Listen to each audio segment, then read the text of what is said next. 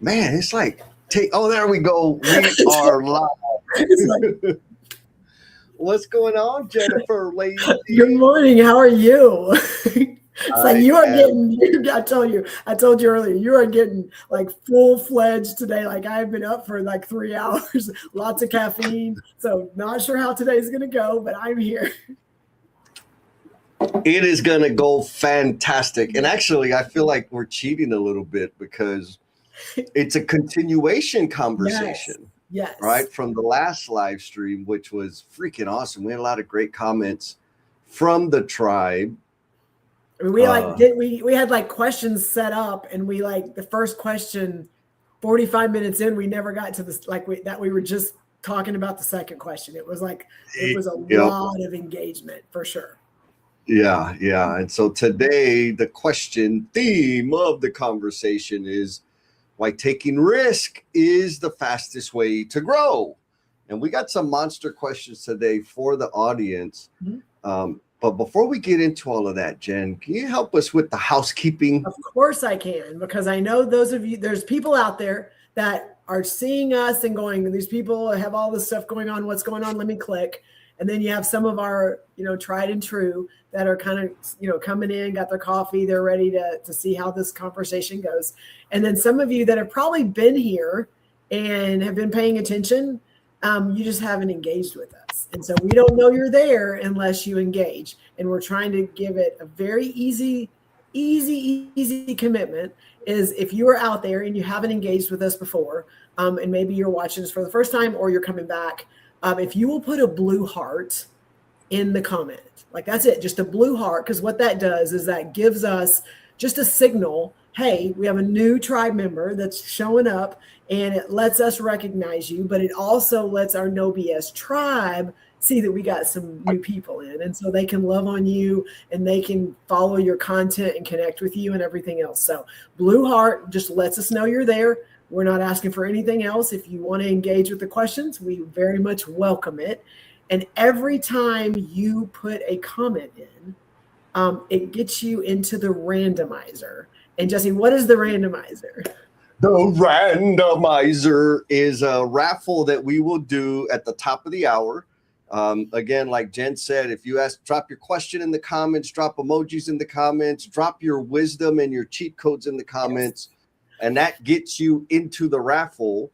We will do it at the top of the hour, and the winner gets a 1-month pass to work on some skills that most people, I'll think this way, that will make you freaking nervous. It'll make you squeeze your cheeks because we talk about real stuff there.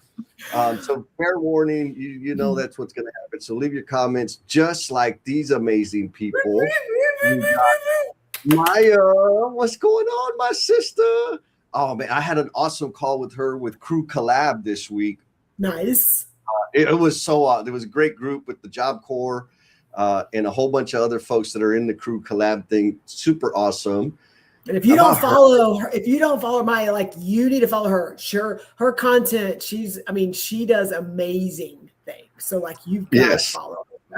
And she's a freaking, she's the executive director of Crew Collab, and she's an amazing photographer. Like her pictures. Yes. And then we got Miss J Mar. She's sending blue hearts. What's up, J Mar? She's out there solving dehydration with passion. Oh my God, we got a bunch of people coming in. I know. Good morning, Jeremy. What's up, Jeremy? We got Jeremy and Adam connected like this last couple of weeks, which is really cool. So super excited. Really? Yes. Well, I'm going to hear about that, I'm sure. We got Steve Martin says good morning from the beautiful Connecticut. Yes. Who else? There were some other folks at the top. Yes. We got Faithful, Jim Guntorius. What's up, Jim? And Daddy Hoots, you just mentioned him. He said, what's up, fam? And then Abdul, I think Abdul might be a first timer. So if you're a first timer, drop a heart in that bad boy to signal to everybody that you are down. Oh, look, we have another. Brent, good morning. What's up, Brent? Oh man, he just had his episode with the Old Dog Leadership Pod. EI, emotional intelligence. There's some good stuff in there. Oh, yo. And then look, we got a blue heart. Mr. Good morning, Ben. How are you? Oh man, then we got Nick, another old dog member. Great topic. Yes. Looking forward. Yeah, man, same. Yeah. All right, folks. We'll keep the comments coming because we're gonna have fun. And let's just kick them in the gut. What do you say, Jen? I think that's a great idea. So the goal here is we're going to talk, y'all are going to talk all in the chat, and then we're going to bring y'all into our conversation, and it's going to be a party. Yes. So here's the first question to chew on is what is your need for certainty costing you right now? Jen, can you give some context around risk, the question, the idea? Yes. And so our last show, and again, this is a carryover, is we talked about what is not taking risk costing you. And so that was kind of more of the what's not happening. And so today the shift is take the risk and here's what you're going to get. So it's that's the shift of today's conversation. And the question itself is a lot of times because of some people perfection paralysis or the status or the credibility or all the things that you worry about and you are concerned about, you allow that to dictate your next step. And so you're trying to protect something. And in the protection of it, you are keeping yourselves from things that maybe don't exist, maybe are a little scary, maybe are unknown. And what we're going to talk about today is what's the real risk of you taking that step, doing something that, okay, it may not be perfect, it may not be great, and it may be even a failure, but what happens after? And I think that there's a lot there that we're going to talk about. And that's kind of this question is in your mind. Sometimes the risk or what it's costing you is only in your mind. Yes. Actually, my brain is bouncing everywhere. Okay. I forgot to tell you, Adisu, who is a lurker, he watches replays. He comes checks out regularly. I had dinner with him the other day, and he says, "Man, you got to tell Jennifer that I just love her on the stage. I love how she all bounce back and forth." So there, Adisu. Thank you so much. I told her. Yeah, I like this question specifically because the need for certainty, right? And what's funny about it, it's like control. Mm-hmm. Is we think it's permanent and it's not. Yes. And the need for it overweighs what it actually can provide. And again, just like you said, there is sacrifice that happens. Not sacrifice. There is loss. You are losing something. I am losing something when I'm letting that need for certainty or control, when I'm letting it get in the way of making a decision. So I'm wondering, Jen, have you ever had a need for certainty? I feel like you do it on purpose. You throw it at me. That's okay. It's going to come back to you in a minute. Yes, absolutely. And that for me, the certainty was reputation and recognition and making sure that I was doing all the things that everyone else was expecting me to do so that I kind of knew what was next. And for a long time, that was my career of here's the path, here's what I need to do, and don't get off the path because you don't have as much, you don't have as much credibility, you don't have as much experience, you don't have all the things that you need to be able to take that next big step because the people around you are so much smarter. And the people around you have so much more knowledge and understanding of what this industry is. So you just kind of need to, stay in line. Don't push too much. Don't jump too much. Don't jump out of the box too much because you don't know enough. And that literally and again, a lot in my mind, but also too, I was learning about a new industry. I was learning about a lot of new concepts and things like that. And because I was in that learning, growing mode, in my mind, it's well, I can't do anything until I learn it. I can't do anything until I have mastered it. and that I have got it figured out, so that if I go in rooms and I start talking about things and there are other people in the rooms that maybe have a little more experience or knowledge, then I mean, what credibility do I have? Like that to me, one from speaking, one from like going and talking about my experience and my knowledge. And those of you that have not spent much time with me, my brain makes connections really quick. And so I may not have all the knowledge, but if I'm in a room and I'm hearing Jesse talking and I'm hearing Jeremy talking or Sarah talking or Adam talking, and they're talking, my brain is making connections. And it's like, what the next question is, or what, I can see how these go together. That's how I function. Well, that's like a big deal, because not a lot of people function like that. And so when I realized, like, by me being quiet, I was hurting the room. I was hurting what could happen, because like things that I was seeing, what no one else was seeing. And so then we left there, and it was causing us to take longer to get to somewhere, or to try something else. And that was, for me, the cost was like, it was expounded, because I didn't have confidence enough to say what I needed to say. Yeah. And it took me a little bit. Running into Jesse helped a whole lot. And now I, again, by just me talking and asking questions, and even yesterday on Cultivation Crew, like pushing almost too far, but pushing and asking questions and challenging people.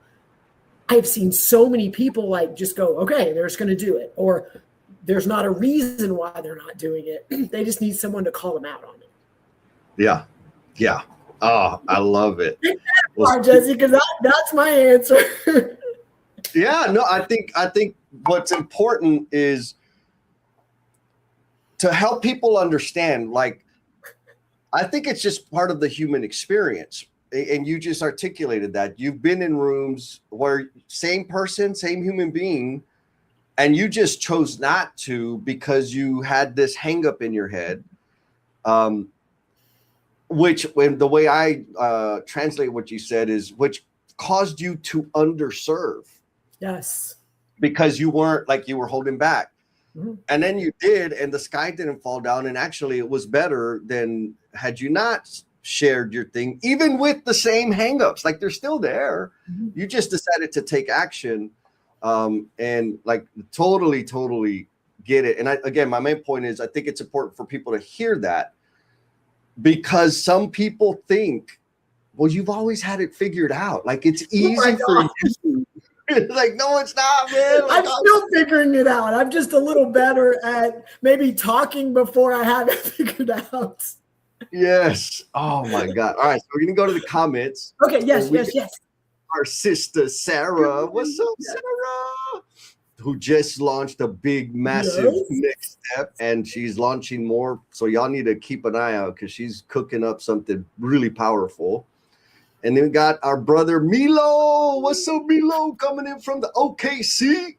All right, so we've got some really good comments. So Maya says, I definitely used to need that certainty. Now I am thinking and realize I am pretty much flying by the seat of my pants, but that comes out of, number one, my faith being strengthened. What do you think about that, Jen? Well, Jesse, you and I'm going to summarize the way we talk. We say the same thing. You and I talk a lot about body of work. And that's what I feel when I heard what she just said. She's now relying on, like, what she's done and what she has, and the strength of her being able to be in a room and not have all the answers and not having experience with everything, but she's relying on that strength. And you and I talk. We talk about that in your body of work. And if you can go in and you have a body of work, all of us have a body of work. Like there's no one, if you're in this industry and you've been working, you've been doing something. And that body of work is the pool that a lot of times you bring things into conversations, you reference things, and we undervalue the body of work, because we second guess it, or it doesn't compare to that, or we don't see, I haven't done that. And so we undervalue our bodies of work and what we've done. And when we get to a point where we can own it and swim in it, you literally can come in and go, I don't know any of that, but let me tell you what I do know. And it changes the dynamic of the conversation. Yes. So two things. One, what I like is she says, but that comes out of number one, my faith being strengthened. Now, I've had this argument with several people, or debate, we'll call it a debate, where like they kind of view faith as an on or off thing. I view faith as it's always on. It's just a matter of what you have faith in. Like, do I have faith in my ability, the gifts and talents that I've been blessed with to impact people's lives, and me learn and work through something to figure it out and deliver what I want to deliver? Is my faith stronger in that, or is it stronger on the fact that I don't have the credentials, I don't have the body of work, I don't have the certifications, nobody's going to do it, it's going to fail, it's never going to work? So you're having faith either way. I am faithful in that I have what it takes to be successful, or I am faithful in that I can never accomplish anything. That's my perspective. That's how I see it. For faith and failure. I got faith I'm going to fail. Yes, because you're practicing it, right? I mean, it's just like worrying. Worrying is like praying for what you don't want. Why freaking worry? Like, there's no value. Again, that's just how it is. Yes.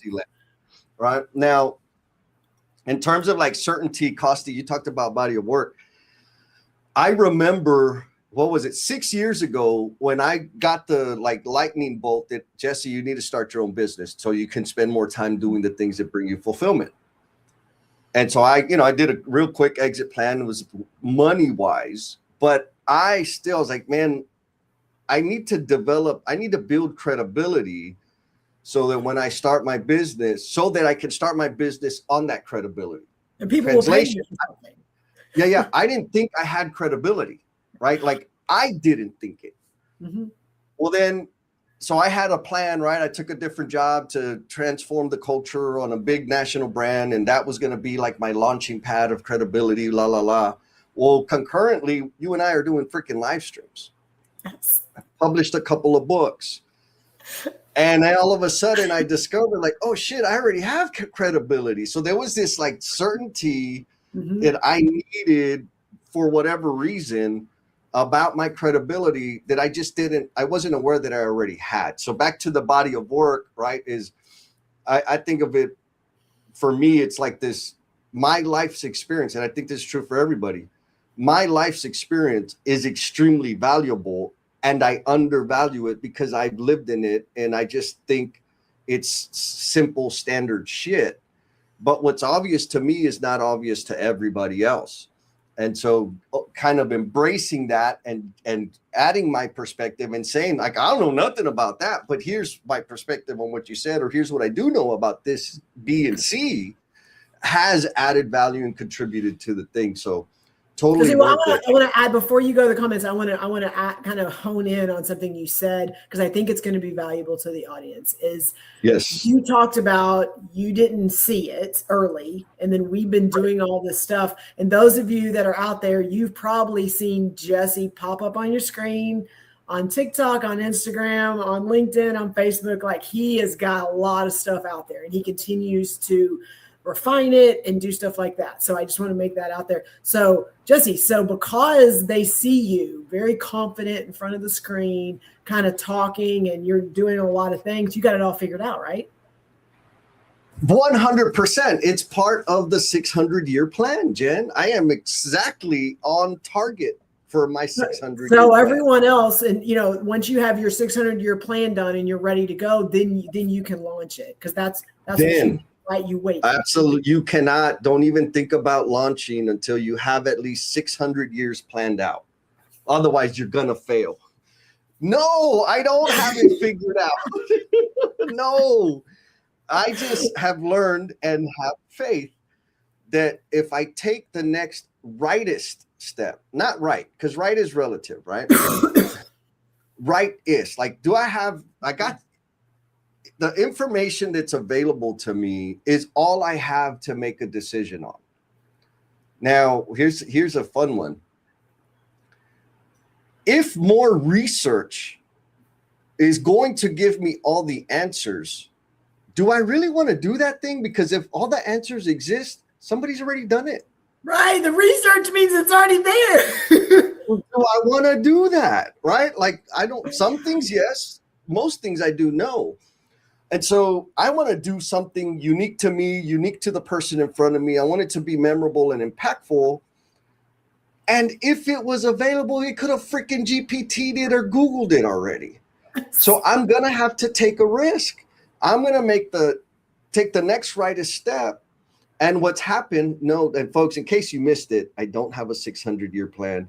I don't have it all figured out. But by taking the next rightest step, the path reveals itself. And here's a beautiful thing. Sometimes the step I take is bad. Like it was bad decision. But I know instantly, and I can shift right after I make that decision, right after I take that step. And so for me, I have extreme faith. And that if I continue down the path, I will be making the progress I want, or I will learn what I need to avoid going forward, which means momentum action. Sitting there and thinking and contemplating and wrestling and like I'm not making any progress, and I will never know. The answers I am seeking are on the other side of action. So what I heard, and this is how it computed in my head, is risk and does not equal go and research what everyone else has done. Risk, you're getting your research in the trying it and failing it and adjusting it. You're getting research. You're just doing your own research based on experimentation actions. Yeah. It's an experiment. And actually that's kind of the thing that's helped me a lot.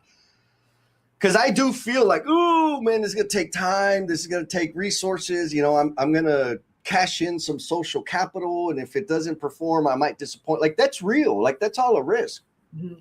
But I treat it as an experiment. Like this is what I think is gonna happen if I do these things. Let's find out. Instead of, oh my God, I gotta produce this thing where 1,000 people show up and everybody loves it, and there's nothing but 5-star review. Like no. I don't know. Let's run the experiment, see what people respond, learn, adjust, and go forward. So again, I just think of it like my business is an experiment. The way I interact with people is an experiment. The communities and all the things I'm involved with, the conversations you and I have on these live streams, they're an experiment. We don't know. We have no idea who's going to show up. Jesse, and I want to say, so again, I want to celebrate. Jesse and I have been doing live streams for 4.5 years under no BS. We did them 6 months prior that with Lean in Love and things like that. But for 4.5 years, we've been doing them under no BS, which in Jess, what was our goal, Jesse, when we said, well, let's launch this thing and see what happens? What was our goal? Yeah. The goal was to impact one person. One person, one life, one decision, right? That's it. One person, one life, one decision. And I think I could say with confidence we've accomplished that, right? Like had we gone to like the traditional kindergarten metrics, I think this whole experience would have been a hollow, empty version of what it is. Yes. And so with the focus on let's just impact one human being, what does that mean? All we really need is one person to show up and tell them. If we pissed them off and they said that was garbage, we could count that as having impacted them, right? So it was just like, come on, let's be for real here. Yeah. And then now we've got all these amazing people that come hang out with us on Saturday morning. Yes. And so I'm going to need the Omniverse to join me in chastising a couple of people. So Sarah, shame on you, Sarah. You only have a 1-year plan. My goodness, how unprofessional. You don't have a 600-year plan. And let's celebrate Maya because Maya says, okay, her plan's better now. The timeline, 600 years feels doable. See, she gets it. She gets it. And if you're coming in like just now, you're like, what 600 year? What kind of weirdos are you talking about? It's a joke, man. I don't have it figured out. I'm just learning and growing. Now, our brother Nick I love this. Nick says comfort and certainty feels good in the short term, but hurts in the long term. Like it feels good right now. But like the thing about comfort and certainty for me is it's something that is in the past. And so for me to have certainty and comfort, like I've already vetted it, approved it. And if I just stay in that, I just stay in that. Like there's no forward proof or maybe there is, but it's smaller, right? It's not as amazing as it can be running experience and doing stuff. Now I also got to say, I don't have the same life most people do. It's just me. I got no dependent, so I can take a lot of risk and run a lot of experiments. So I completely understand the apprehension of running fast and loose. So you don't have to go sprint, but just run a little faster and a little looser is kind of my advice. Mr. James Camposano says certainty has a price. Agreed. For me, the question is whether we are paying more for certainty than the risk is actually worth, which is similar to the question that Bernard asked yesterday on the cultivation cruise. Like, how do you know when? There's a point of diminishing return, right? Certainty does have a price. And I got to make a decision. There are some things it's like, ooh, I don't know. Okay, I know what this will do. This is going to cost a lot more to find out. Maybe I just go down this path and stay here, which is fine. But I think that's a really responsible way to look at it. And I would just want to add just that we're not saying certainty is bad. We're not saying comfort is bad, because you and I, in the way we function, there's a lot of times, again, you can go, and you can be change, and it can burn you out. And it can make you be doing 10,000 things instead of 2 things. Like having that rate of change and that constantly wanting to go and what's next.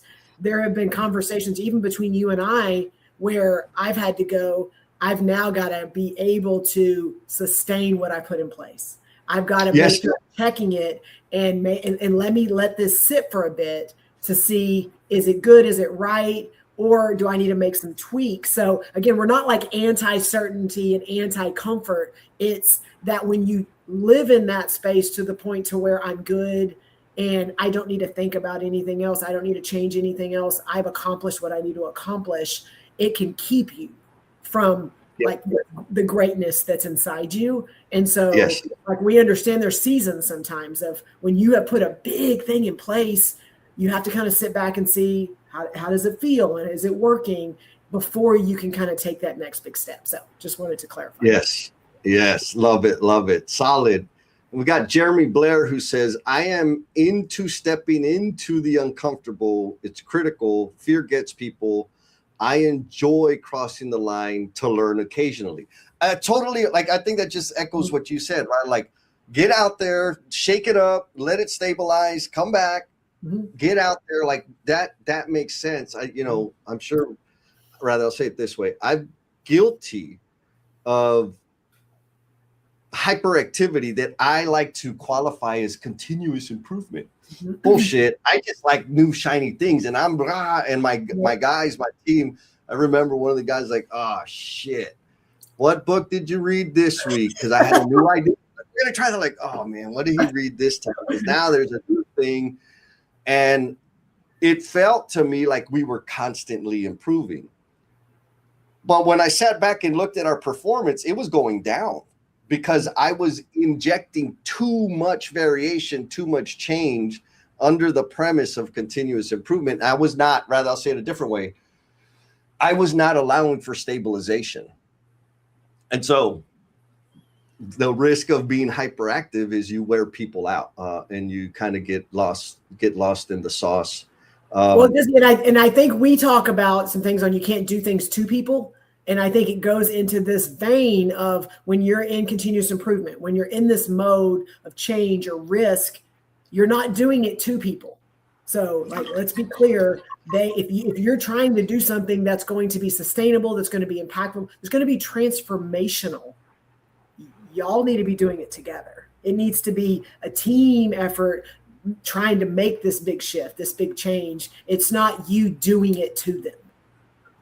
Yes, agreed. That's a major thing. If you want it to stick, if you just want to frustrate yourself and everybody and let it die in 60 days, then just do it to everybody, because that's what'll happen. That's certain. Yes. Sarah says tomorrow isn't certain. I think what I would regret if I don't go after this 100%, right? Like, that's the thing for me, is I need to know. Mm-hmm. Good, bad, or indifferent, I need to know. I don't need to wonder. Wondering is regret for me, and that is a very unhealthy place for me to be. Well, we talked about that last week, like risk versus, instead of, most people risk reward. If I risk this, do I get this? But what we dug a little deeper on, but if we don't risk this, what are we going to regret later that we can't go back and fix? We can't go undo. Yeah. Can't go back and try it again. Like, if we don't take the risk. Yes. Look, so Doug Barry says, work through the risk, the learning, success is waiting on the other side. Welcome back, Mr. Douglas, who we talked to at the after party last time. That was awesome. And look, Sarah's announcing it to the world. She's going to be posting about change fatigue. Yes, all the things Jen said. Yeah. Look, here's another one. This is a dangerous confession. We are related. I agree. I hang out with both of you, and you are. Look, who else we got? Here we go. She says, joining late, but already loving this discussion. Yeah, it's a fun one. So let's see what the next question is. Okay, because we have more. Like, believe it or not, we have more questions. Doing good. So next question is, and this is massive.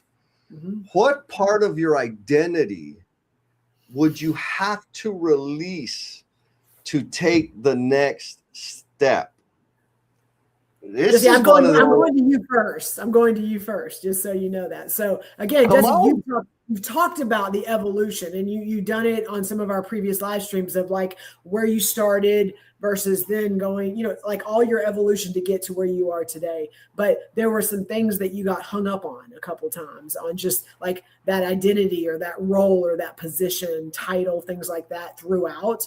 And then how that could impact you making money. So like for you, what was something you had to like intentionally go, I've got to let that go to be able to move on to this?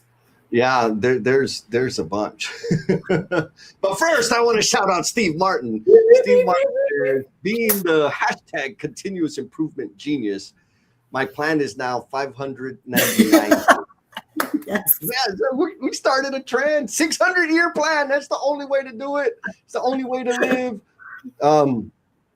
In terms of my identity, there's so much of that over the years. What's the best example? I'll say this.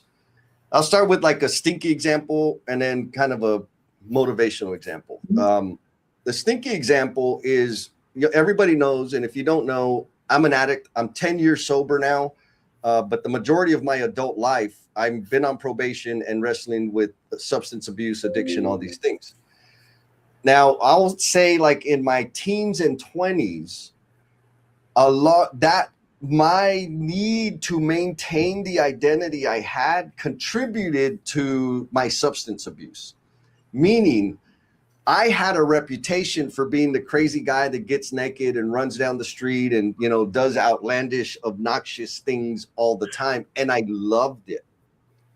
And because I loved it, I replayed it over and over and over again, which turned into me getting arrested, building addiction, and all of those things.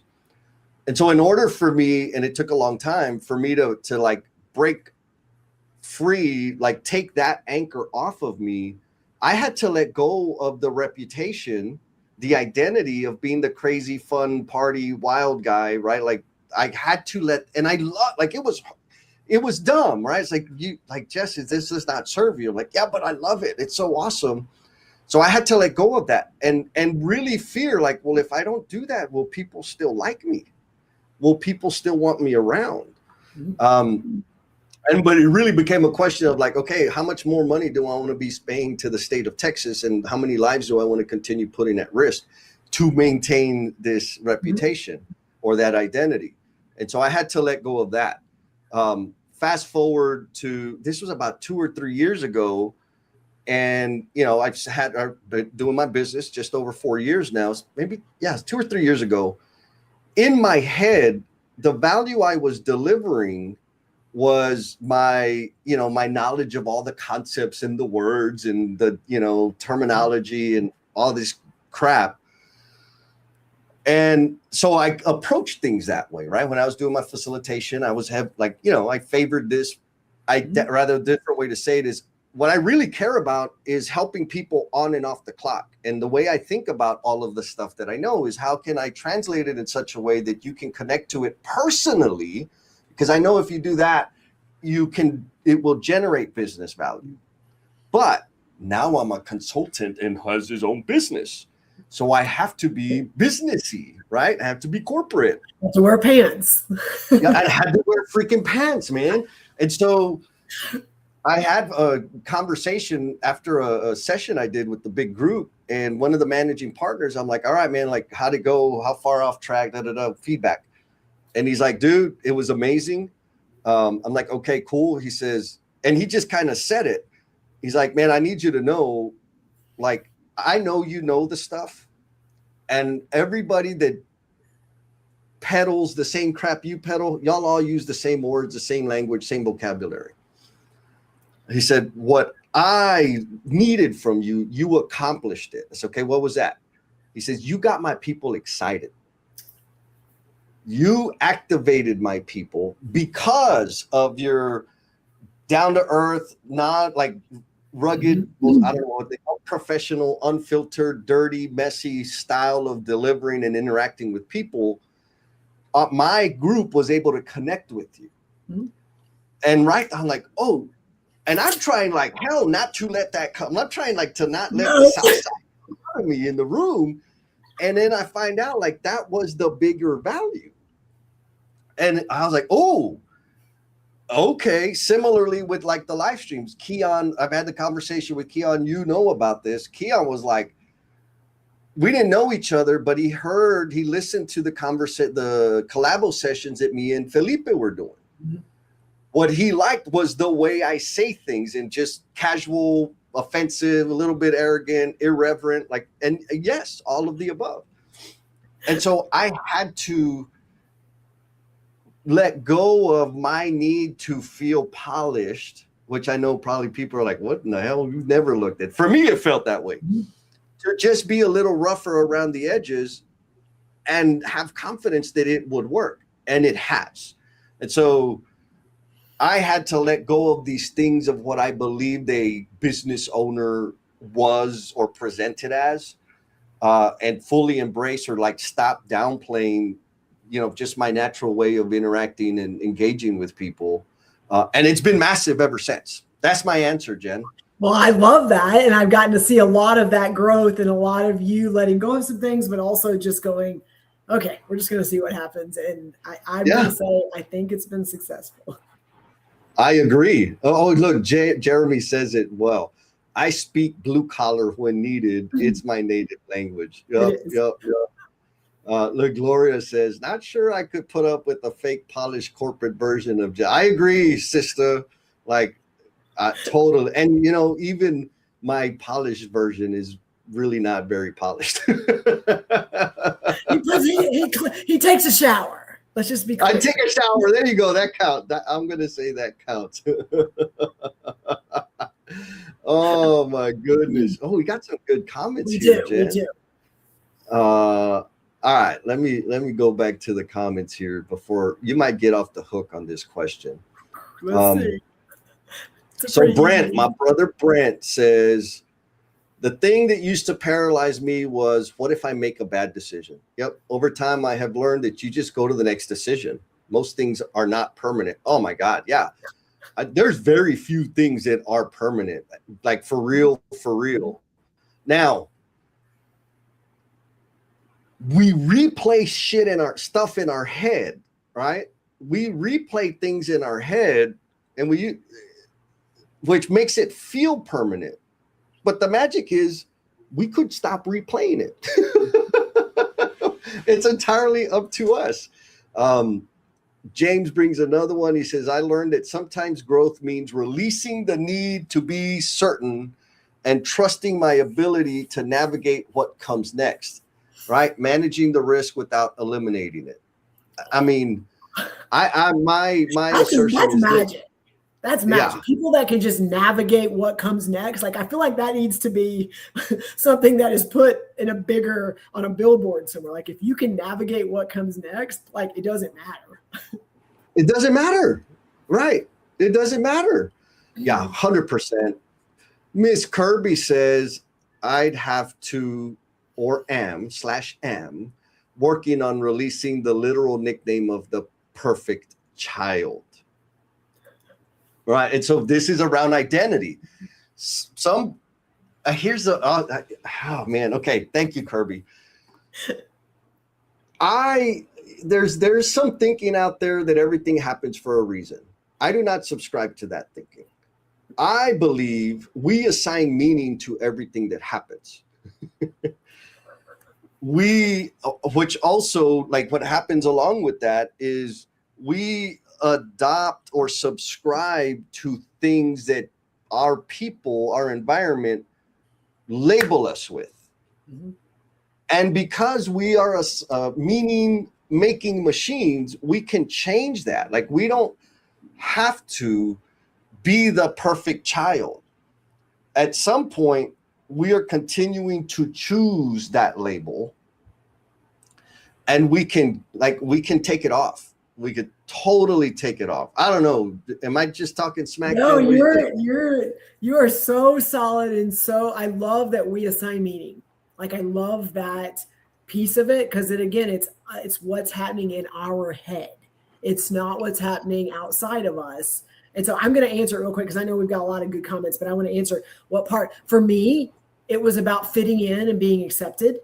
Like, that was a huge piece. And so decisions I was making, and like through the course of grappling with that, but also finding my people and my tribe and leaning into this, I realized that I am one of one. Like, and you are one of one.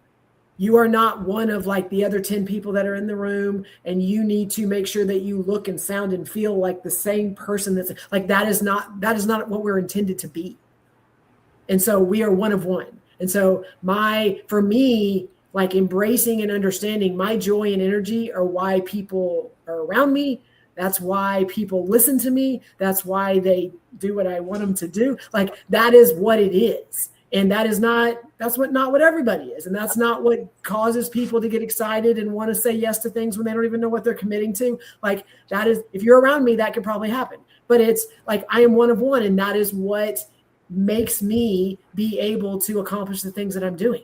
But it took me so long to let go of the fitting in and to be accepted and to be quiet so that I can make sure that I'm where I'm supposed to, like, all of those things. It was a long time of going, well, I don't have to be, or maybe I won't be in the room, or maybe that's not a place I need to be. Like, I had to start grappling with, okay, all the things that I thought is what I needed to do was keeping me from being able to be me.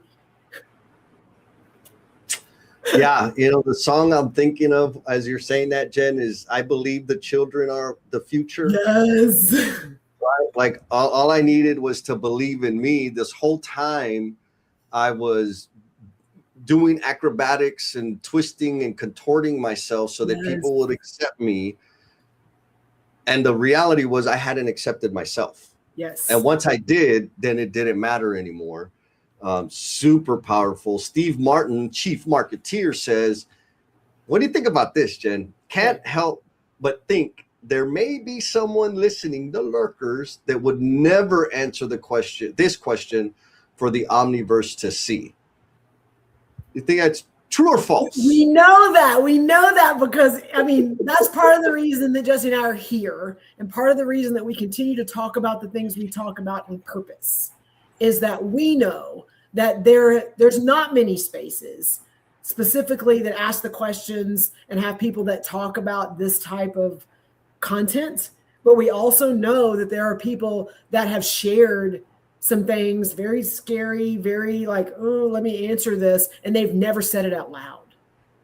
Like, we know that. And some people see it and they watch it and they follow up and they go, hey, what's going on with it? Like, we know. So the risk is you got people watching you, got people paying attention to you. What choices are you still just willing to make? Yeah. Yes, it will be okay. I promise you. Now, Jeremy has a comment that I think is important to touch on, right? He says he's still working through some old school looks. However, from blue collar welder to office was hard, still learning and polishing edges, right? And what I like about this is that is a reality, right? Mm-hmm. Like, in the world that we are building, mine specifically, I have a lot more leeway to do whatever the hell I want and dress however I want, etc. But I still conform. Right. I still wear pants when I go do an improv. I facilitated a partnering session earlier this week. I was wearing pants. Right. And so this is not to say screw the world, just run wild 100%. There is value to conforming to social norms. And you can do that while also embracing yourself and giving yourself permission to be more of you. And it will be okay, and more so, it'll be more valuable because, like you said, you are one of one. Yep. And your voice, if you ain't sharing it, that is absent from the experience, from the shared experience. And I want to add, and will you pull Jeremy's? It doesn't matter, any message that he wrote up there. Don't be tricked, because whatever Jeremy has, that photo that he has on LinkedIn, like. He's working on that polished look. He's got an office. He's got to make sure, but that is not, I mean, when you see him and where he's at and what he's doing every single day, like that, again, I thought it was a Halloween costume at first, but it's not Halloween yet, because he is in there. And I love that he's balancing these two things. You look at his content and it's like blue collar, in the weeds, in the field, doing the things, but also the emotional stuff and the cultural part of it and stuff. And so, like, again, don't get tricked because you see a photo or you see one thing. Like, again, make sure you're engaging with these people and you're talking to them. Yes. Oh man, we got some good ones here. I know. Mr. Douglas says, do not let people define who you are. I fought that for years. Right now, what's interesting, Douglas has done. He's a builder, entrepreneur, like done some freaking amazing things. And I believe that breaking through that is what contributes to that, right? Because we start learning, like, oh, they don't have it all figured out. Oh, I can just try things, right? I don't have to live by their definitions. I can make my own definition, and accept the consequences, right? Because we've talked about this many times. Some people will decide they don't like you anymore. They're not getting the same value they used to get from you because you've changed your identity, or you've grown and you're taking more risk, or you stop putting up with their crap, whatever. You might lose them. And that's okay. It's okay. It's totally worth the risk. James Gable. Yes. Mr. James. He says, and actually, he just recently released a podcast episode, and they touch on the idea of change fatigue, and that it's more a leadership problem. There's no such thing as change fatigue. That was my takeaway from it. Anyways, if you want some insight, he interviewed somebody. They go over that on the Uncommon Communicator. But James says, I had to give up my perceived view of comfort and security, left $1 billion company to do the thing I love, and doing the thing that will and is changing the industry. What do you think about this perceived view of comfort and security, Jen? Well, you and I talk a lot about our purpose and our passion and the reason we do what we do and our mission and things like that. Like, we talk a lot about that. And a lot of people can go, I want to leave the world a better place. And people say a lot of big things. But a lot of the stuff that you and I talk about is that purpose and that passion of like healing the hurt, making it less hard. Like it's not this overarching making the construction industry better. It's the construction industry currently has a lot of people that are hurting, a lot of people that are working so hard, and no one is going, well, let's like acknowledge this. Let's talk about this. Let's like have a conversation to see, can we make that life better? Or, hey, let's look at what's happening right here. Is there a way to make that a little bit easier? Is there something we can do to get them home 30 minutes earlier? Like those are intentional things that like you have to care about that. And you have to care about the person that is happening to more than the profits and the ROI and the bottom line and all of that stuff. It matters, but you have to care about the human more. And yeah, that's scary because again, there's a lot of things that have to do with the numbers and the metrics that, keep people afloat and keep things running. And there's enough people focusing on those things that we don't have to. 100%. That's my take on that. Yeah, no, I'm with it. I believe, or rather I've decided that comfort and convenience are my greatest enemies because they keep me trapped. And the decisions, the risks that I've taken to start my own business, quit the full-time job, do all the things like podcasts, books, blogs, content, all of them cause me to release comfort and convenience. And as a result of doing that, my freaking life is amazing. Like this morning I did my 3-mile run and I'm like, man, this is freaking awesome. Like just never could have imagined it being this way had I held on to the comfort and convenience of things that are out there. I would be wearing pants every day, and that's not fun for me. All right. Our brother Milo says, for me, I think I would have to let go of my role as stability provider for my family. That's scary. 100%. 100%. I remember conversation I had with my old man, grown up, or I'm already grown up. Well, not grown up, but I'm older now. And we were talking about him. He worked a lot. He was traveling. He did a lot of stuff. And he was getting defensive about, well, I had to work to give you all the things you wanted. And I'm like, yeah, Dad, but what I wanted was to hang out with you. That's what I wanted. You wanted me to have, clothes or whatever it was. And it was, it was one of those moments where he's like, oh shit, I missed it. Right. And so back to what Milo's point is of being providing the security for the family. I respect and honor that.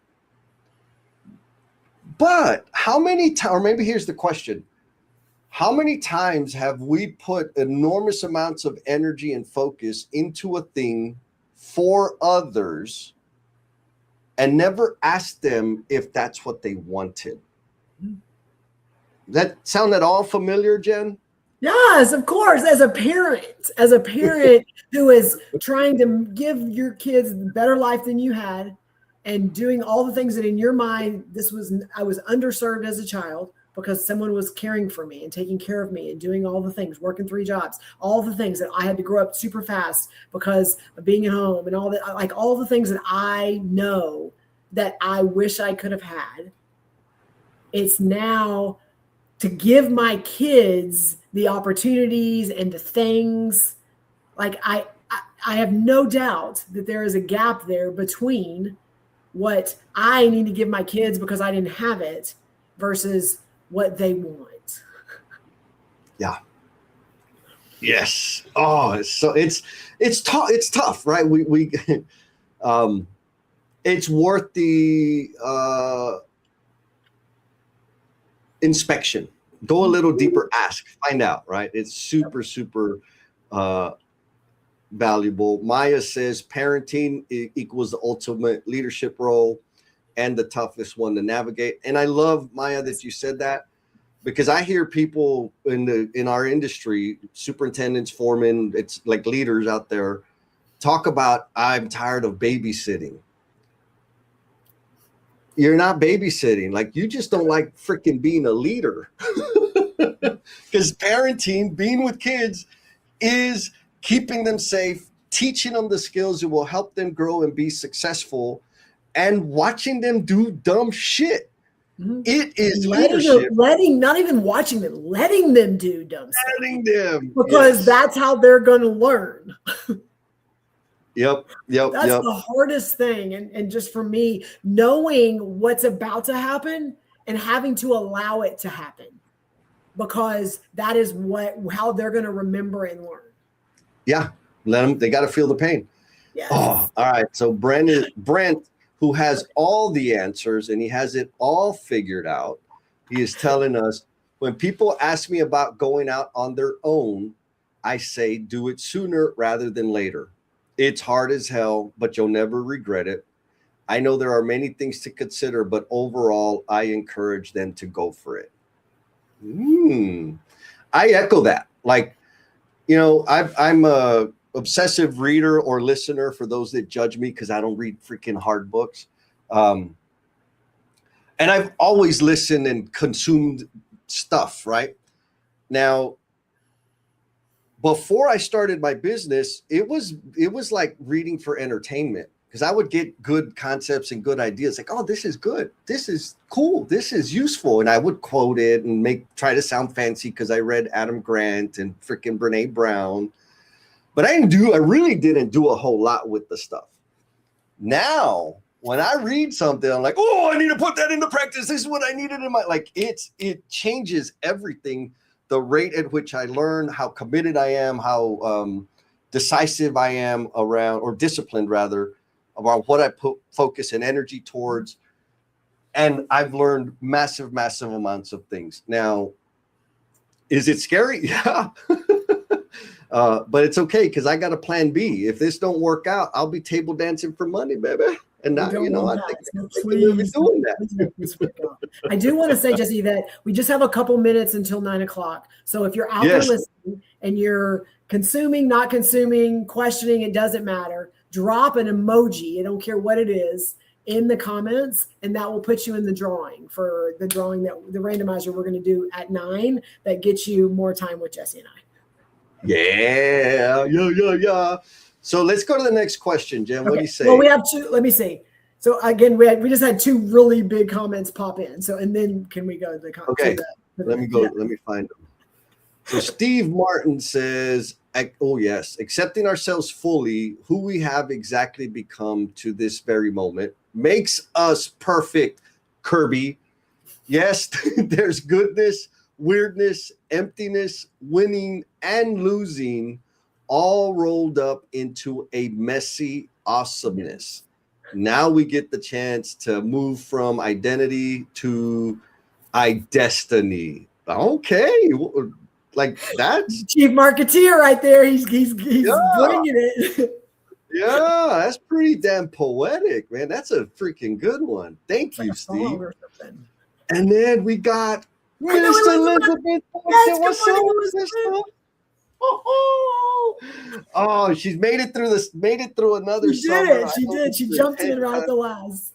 Oh my God. She says, one of the blessings of owning my business is that I get my kids involved to spend quality time. I treat my employees how I would want to get treated. And Elizabeth's a baller. Girl, glad to see you again. It's been a while, and I know you're doing big, amazing things out there.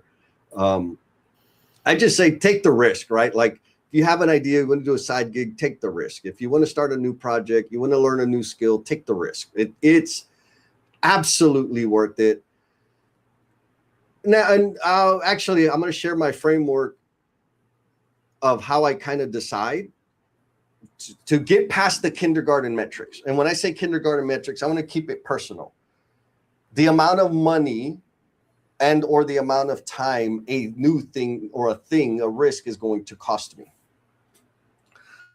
Because if I only looked at it from the perspective or weighed the risk in terms of time and money, most of the things I would not do.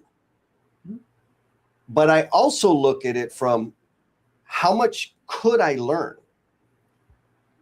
What's the likelihood that I will build a new skill that is transferable or that will help me build different connections in my brain? And how many people could this path put me in touch with that are not currently in my circle? And so when I look at that and then the money and the time, it's like, yeah, it's going to cost money and time, but these are massive. I'm going to go do that. Now, if it's weak sauce over here in terms of what skills I can learn, people that I can connect with, and et cetera, and the money's like, affordable, it's like, why would I even do that bullshit? Or I could go watch a YouTube video. I don't need to go and sign up for an improv class. I don't need to go and take the new whatever, learn the new freaking GPT or build agents or whatever it is, if it's not going to give me a skill that I can put into my toolbox and carry forward, or introduce me to new human beings and help me expand my network and build my self-awareness. Like, I don't need that crap. Am I just being selfish, Oh, Jen? you're spot on. You're literally got people just commenting because I'm sure it's resonating with all of them, but it like you get, and the way I summarize it, you get to choose your hard. You get to choose your hard. It's too hard to get up out of bed and go run 3 miles. It's also hard to look in the mirror and not be happy. Choose your hard. Like, yes. Every day you get to choose. This is good. This hard or this hard. The effort it's going to take, or the commiserating you get to do. Choose your hard. Choose it. Yes. Like, you get to sit there and be miserable and be like, it's not fair. Like, that's hard. Or you can go and make different choices, make a little more effort, make a little more sweat. Choose your hard. Yeah. And so we're fixing to jump into the randomizer. But I want to throw these 2 wise nuggets up for people to like write these down. Yes. Mr. Douglas Berry says, we only have one life. We might as well make it epic. Yes. And I'm gonna put some teeth on it. If your life ain't epic, it's your damn fault. Yes. Yes. Brent Darnell says, every decision you have ever made has led to this present moment in time. If you want to be somewhere else, all you have to do is start making different decisions. I like, yeah. Jennifer says, yes, choose your heart every day. Or choose your squirt every day. All right. It is time for the randomizer. Yes. Okay. So again, we're going to get a name that's going to get to come hang out with Jesse and I and an amazing group of people, a lot of them in the comments, for the next 2 visits we have coming up. So just let's see what happens. No, let's go. Man, we got a bunch of awesome. I know. I'm so excited. Who's going to get it? Who's going to get it? Jim! Yes. I got to send the invite to Jim. Actually, I think I owe, oh, darn, I forgot who won it last time. I owe her an invite too. Yesenia. Yesenia won last time. Okay. Sorry, I'll get them both on the same invite. Boom, bam, Jim, congratulations. We will see you at the Emotional Bungee Jumpers Cultivation Crew. And actually, Jim, since you are like, you have been victimized in those sessions before, you can use it for yourself, or you could pass it on to somebody else you'd like to abuse. Just let me know. We'll make that happen. I'd love it if you were there, though. That'd be super, super awesome. All right, Jen. So I got to do the after party linking thing. Okay. So should we post another question while I do that? Yes. All right. Here's the next question. Let me do my homework here. So if you would carry the load while I'm pretending to be busy, that would be helpful. Happy to help. Okay, so the next question is, and this is for all of you that are out there. Hello, Christopher. I see you. You just jumped in right last minute. What is one risk you need to take? And what is the smallest step that you could take today? So again, I'm gonna poke a little bit because I know, like Jim, you have some stuff that you've been grappling with, and I've seen that I think on our last live stream. And so, just what is one thing that you know a risk you need to take, and it's what is the smallest step you could take today? And so I'm going to throw that back out there. So those of you that are like, I'm trying to do this, I'm trying to do that, think about that. And then I'm going to, again, I don't have a big one right now that I'm trying to like run into, but I do know that I am constantly struggling with the risk of just say yes. Like just say yes, and not in the context of work. So I have learned to put boundaries in place and do better when it comes to work to be able to protect it. But just say yes when it comes to my family and things that that require my time and specifically my money. And I am very protective of it. And I have done a really good job to ensure that I have things in place. But I also know I've lost out on some things because of choices that I've made. And so I am actively right now, what's the risk? The risk is that I may not have as much money in the bank. I may lose money. It may be wasted, maybe thrown in the trash like the nachos. But the smallest step is like to be able to do it anyway and to watch the joy and the happiness on the faces of my kids. And so again, I'm going to reference this and then I'm going to throw it back over to you, Jesse. But this ran across my feed and it like hit me in the face. And it said, real wealth isn't yachts, fancy jets, or fancy cars. Real wealth is taking a walk on a Thursday at 2 p.m., going to the gym at 10 a.m. on a Monday, having lunch with my kids. And I'm like, if you're in a place where you can do those things, you are in a place way different than a lot of people. Yes. So that's me answering that question, Jesse. What about you? In terms of like, this is a hard one because, and I know it's going to come across as arrogant, but I feel like I take all the risk. Like the risk is not a question. Like it's an easy thing for me, right? I'm just going to decide to do the thing. It's more of continuing to take the steps. And so, for example, I'll give two examples. One, you already know my mission is to leave the construction industry better than I found it, in the way that I care to do so. I know I can't do that by myself. And so I need people-centered leaders that understand if they value themselves and better honor themselves, they will be better for the people they serve.